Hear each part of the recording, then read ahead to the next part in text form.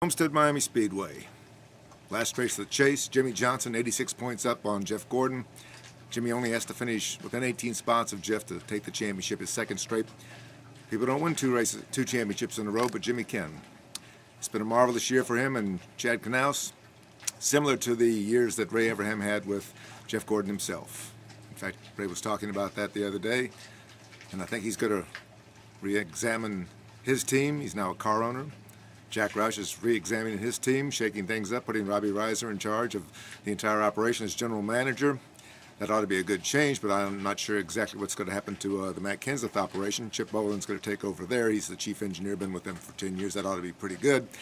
But still, when you take Robbie Reiser out of the picture with Matt, that's a key change. They've been together for 10 or 12 years, going back to the Wisconsin days. It'll be interesting to see how Matt does without Robbie. We've got Jimmy, we've got Ryan Newman on the front row. Ryan has been really impressed by Jimmy. Jimmy is starting from the pole. He's going for his fifth in a row. Looks like he might get it. Jeff Gordon, sixth row. Doesn't look very good to me. Dale Earnhardt Jr. needs to win a race. He hasn't won a race all season. Casey Kane's starting from the second row. He needs to win. A lot of things need to happen. We're looking at the Rick Hendrick operation as a dynasty right now. They've won 18 of 35 races going into the finale, and people are starting to wonder why. Does he have some tricks? He's got two good drivers, obviously, a very good organization. But I think it's largely because of General Motors stepping to the plate in terms of the car tomorrow and helping in the development of that. And I also think that the other three manufacturers, we know Toyota's got problems. Ford has not done a very good job this year. And Dodge, I'm not sure who's in charge of Dodge anymore. I haven't seen Mike Cavetti in a long time.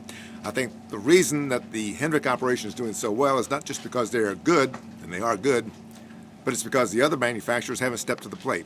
The other teams aren't doing the job that they should be doing. That's been very noticeable in the chase because the teams that were challenging Jimmy and Jeff just kind of fell by the wayside. Even the Richard Childress operation, which looked very strong this year. So we've got the last race of the season, and in 59 days we'll be at Daytona for testing. It's Mike Mulhern for the Winston-Salem Journal and JournalNow.com. Miami, the last race, the Ford 400.